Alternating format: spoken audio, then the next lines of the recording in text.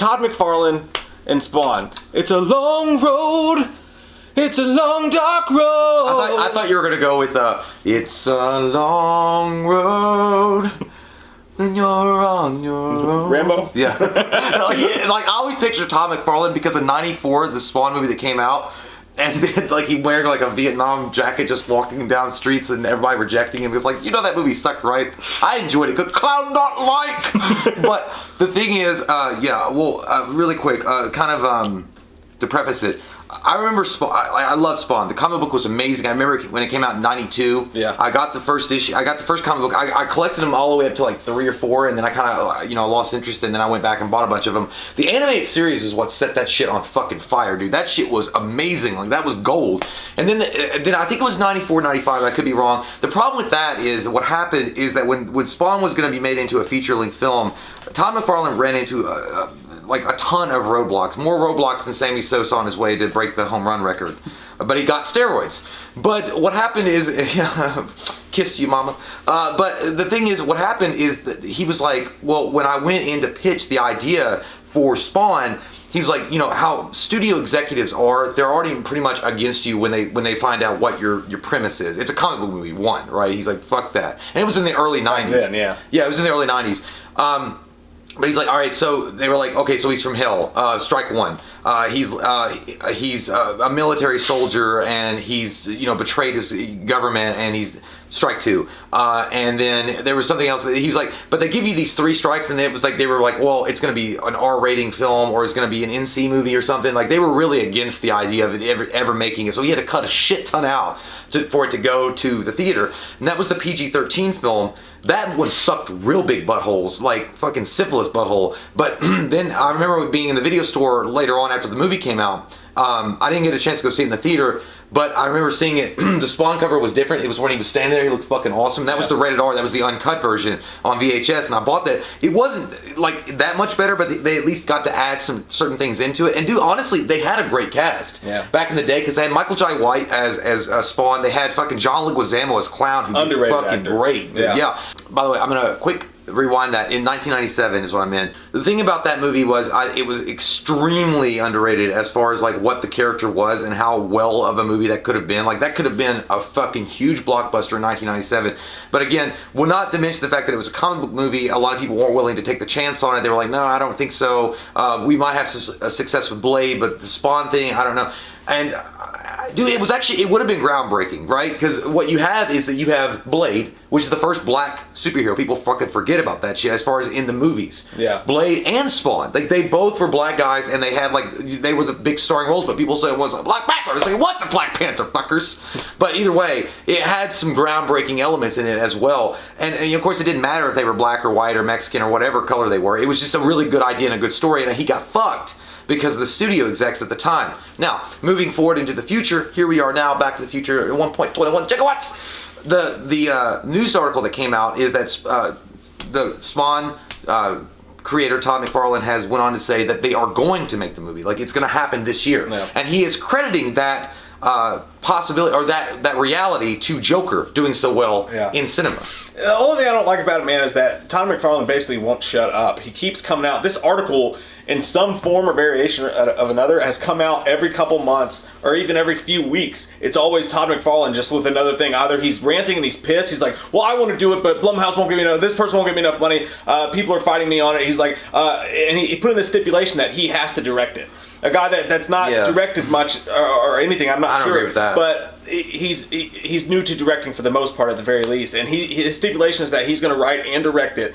And he's fighting hard for his vision in the movie. And he keeps complaining and saying he's running into roadblocks. And the next thing you know, I mean, Blumhouse is on board to do the movie. And they do their shit cheap. They can do it for a budget to where we can make your R-rated movie. And you can and that's what Blumhouse does great. Yeah. They say, you can make the version of the movie you want to make. And we'll let you make your movie. But it's got to come in at this budget. Mm. And I don't think he could get enough money for it, or whatever the problem was. He's always complaining about investors, about this, about that. Every few weeks he has something else to say.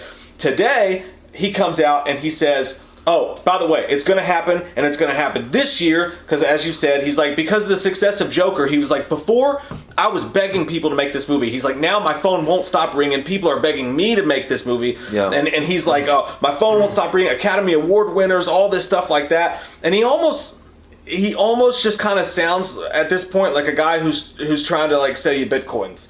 You know? It kind of sounds like the guy that got an internship at Apple and he wants everybody to know about it. He's like, look, I'll be working with Steve Jobs' like son. Yeah, just the way if you read the article, and I'll put the cups, I'll put the quotes up here. Just the way he says it is almost. I don't know. It's kind of like, I don't know, man. I don't know. Like you've been saying this for a long time, and now you're starting to get like crazy. It's coming off as a little cocky, a little bit arrogant in the way that he's talking. But I can kind of get and appreciate his frustration that he's probably had to face over the years with this amazing franchise that could do so well in the theater as a dark horror supernatural thriller movie.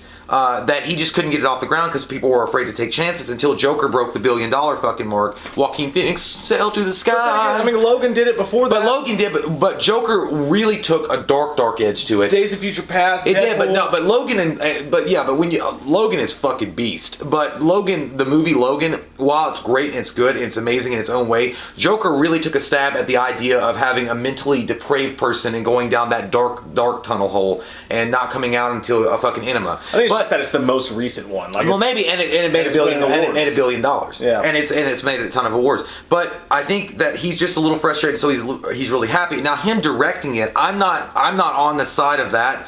I don't, because what he's basically saying in the article is that he's going to surround himself with people that are going to make him look good. Like he's working with a great production team. He's working with the guy that did the effects for The Walking Dead, so he has real confidence in that. He had cast Jamie Foxx as Spawn as Al Simmons, which is fucking amazing cast. And he cast fucking Jeremy Renner as Twitch, which is another great choice. Yeah.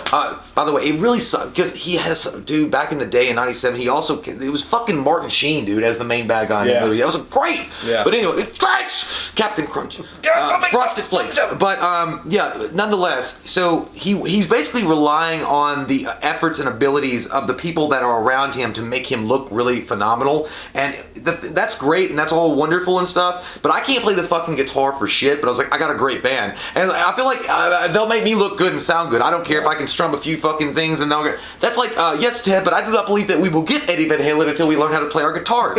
Like, it's the thing, and I'm not saying that he couldn't do it. Like, I'm totally not. Like, I liked Hellraiser. Hellraiser's creepy and weird and fucking out there. And that was directed by Clive Barker, who had never directed a movie. So it's definitely possible to do something like that and be really good at it. True. But the thing is, this is a great point, by the way. This is a big, giant comic book movie. I mean, I can imagine. I don't know how big of a movie. I don't know if they're going to go for $150 million budget or something. I think probably. Well, I would say they would at least go with 50.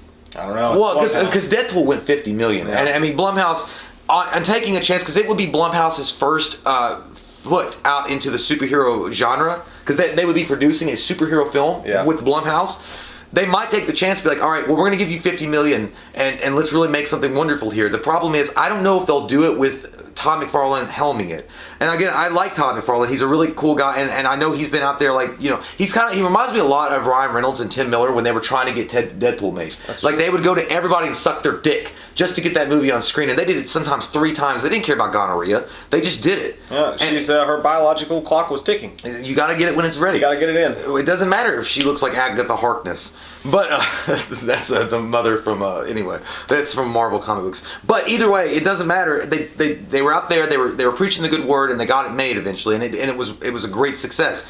So I appreciate that. I respect that. Yeah. The thing is, at some point, you got to realize, like, you got to need to take a step back maybe and let somebody that's more experienced come in, and you can stay on as a consultant and somebody that could write and help work with the script. Maybe, but at the same time, I agree with you completely with what you're saying. I think everybody, like all the investors and everything, are probably thinking the exact same thing. But you bring up a great point about Clive Barker and about every guy who had to do it for the first time. Yeah. The thing is that, you know, I don't know, man. Like, I think the best thing to do would be a co-director. Like, you still have control of everything, but get somebody in there that's seasoned that can help you, you know, do the whole thing. I'm looking at you like this because it's like, it goes, I'm going to do all the cool shit, but you could say that you were on it too. The Toby Hooper, Steven Spielberg thing. I'll keep it at my house, but you can come over. No, look at the Coen brothers, the guys that did Avengers, the Wachowski sisters. Like, you know, but especially in horror these days, there's a lot of co-directors. There's a lot of 2 directors. John Wick, those movies, that's a big thing. So I think the best thing would be... But they are experienced directors. You can be the director, and you can have 51% of the power. All right? You can have 51% of the power as director, and then we bring another guy who's seasoned and knows what's going on and let him do it. That could be the smart thing. I'm not trying to shit on Todd McFarlane here. At the same time, he bought a ball from Mark McGuire, for God's sake. I understand where he's coming from, because this is his baby, this is his project, and he got fucked once before, and he wants to make sure it's done right this time. If the movie comes out and it fucking blows minds, I've never heard a girl blow ass before. Oh, it's bad. Let's play battle shit. Oh, God. But if it blows minds, we're all going to be eating our words, saying we should have listened to this guy all along, and I love stories like that. But at the same time... It's like Rocky in cinema. It's either going to happen that way, or the whole thing's going to blow up, and you're going to see Todd McFarlane out here talking to news outlets, shitting on Blum, shitting on everybody, and just burning bridges left and right, and it's going to be Scott Stapp all over again. And I went in there to my sister, and I said, I'm not going to jail for you or anybody. I got the Megadeth thing mixed I get what you're saying. But yeah, I agree. And again, I understand completely Todd McFarlane like wanting to take the helm of this project and be like, I want to make sure it's done correctly, and I want to make sure it's done right, because I have this vision. And they did say in the article, well, I guess he addressed that issue about him being a first-time director. He was like, I've directed this movie in my head thousands of times, because he's been working towards wanting to get this movie made for years. Yeah. So he's directed different. I was like, but it's different when you're imagining something in your head until how it actually works. Yeah. And if you're not really experienced with how the movie set's going to go and like how to move, I'm not Everyone saying has the plan until they get punched in the face. Yeah, Mike Tyson.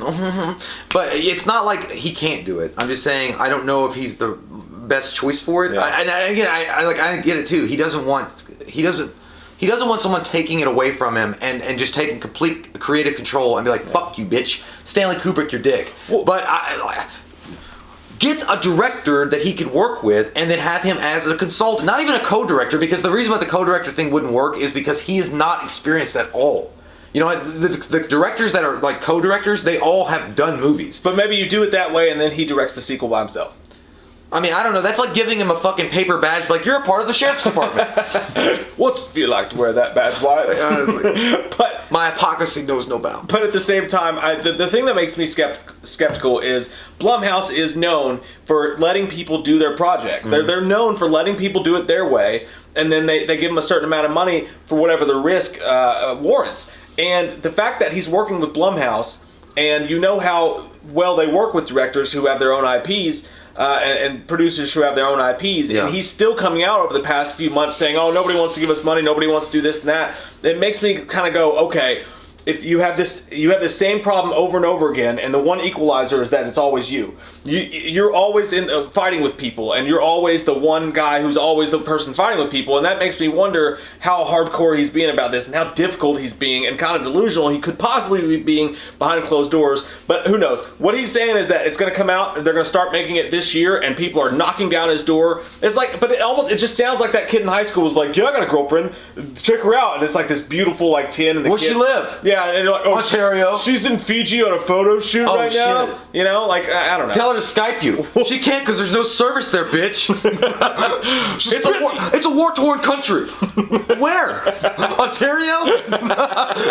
But yeah, that's the Spawn news. Hopefully he's right. And you know what? And all the shade that it seems like we're throwing. I'm not. Not at all. Like, I love Spawn, dude. I love Todd McFarlane. Yes. Like, he's fucking the man, dude. I think we both agree the best outcome and my hopeful scenario is that he gets to direct the movie, and the movie comes out, and it blows people the fuck away, and it becomes an amazing franchise. Huge for him too. Yeah, it'd be awesome, and I'd be happy for him. But I'm just you can't help but start to read the tea leaves a little bit with all the shit that's been going on with this franchise. I don't drink tea. The shit that he's been saying. But yeah, well, and one more thing. You say that Blumhouse lets everybody do their own project, and they base the money giving based on that. Yeah. Well, they're not going to give that much money. And then I think this movie, to be successful, to make a really solid, hardcore entry into the superhero realm, making the dark, supernatural thriller that he has in mind, it's going to require like $50 to $60 million to really put it into its space. And they're not going to give that much money. Now, Blumhouse knows that because again, it's such an opportunity for them. They can put their foot into this dark realm territory and have a superhero movie out that would be theirs. They're not going to do it with Todd McFarlane helming it. They're just not. Like, I know they're not going to be like, look, dude, you've never fucked a girl. I'm not going to bet you. Like, I can't. It's like, dude, if you had never boxed in your life and you're like, I'm going to fight fucking, even if you say you were going to fight, goddamn what's his name? Sugar Ray Leonard. No, Malinaji. Fucking like half your weight. Yeah. I'd be like, fuck you. I'm not putting any money. I'm not putting $50 on you. Yeah. You're gonna get your ass kicked. Imagine this though. Imagine this. Imagine this. What about Lee Winnell? Who? Lee Winnell, the guy that just directed Invisible Man. I thought you were talking about Perk Plus. No, he directed Invisible Man. He directed Upgrade. He's an upcoming. I would be okay with that. Blumhouse loves him. I think that he could be a great. I would be fine with him. And honestly, dude, you know who I think that I would really go with? Like, because I haven't heard much of him in a while. I would say I'd give it to him. Lights Out. Pony Smasher. Because it's going for the supernatural thriller where you don't see Spawn. I'd be pumped about that. Yeah. You know what I mean? And it's kind of like the I'd be into either that. way. But the thing is, I would like to have an established director. Just and they don't have to have mega hits under their belt. No, I'll be honest with you, man. I'm more interested in seeing Todd McFarlane. I don't want him to. I don't want him to derail it. It would be interesting to see though. Like when you go in and watch it, I think that would add some excitement. Be like, oh, it's his first time out. Let's see what he does. You know what? I'm fuck it. We'll give him the benefit of the doubt. Go do your thing, McFarlane. Let's see how far you can run this track. But just don't let your personality get in the way, or your pride get in the way of the movie getting made. Yeah. If people seem like they're trying to help you make this movie, man. Let the movie get made. Don't get too fucking crazy. Don't come in there like Harrison Ford, be like, I want my character to die in the first movie. I hate Han Solo. But yeah, as long as he doesn't let that happen and he lets people help him, which I think in the article he was expressing the fact that he has some great people around him that would be able to make him shine. So, and in a way, I kind of respect that too, because he's like, look, I want to take a chance. I really want to direct. I think I can do a great job at directing, and I have a great team around me. It's like being a basketball player, like coming from college and being on an NBA team, and you're surrounded by some of the best players ever, and you're like, I'm not going to be the number one star, but these guys are going to help me get better at my game. So if that's the case, then definitely. But you're not going to get the $50 million. I want this movie to have a real good shot at success, and it's really the nice prime time to do it.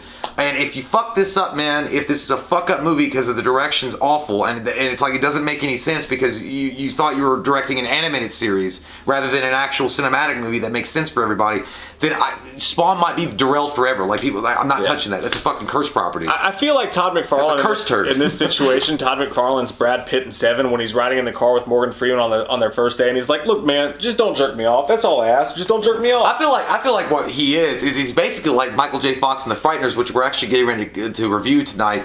He's Michael J. Fox when the detective's like, "You just don't get it, do you?" Like that's like the studio's telling me. It's like, you just don't get it, do you? We can't give you a big budget because you never directed a shit thing in your life.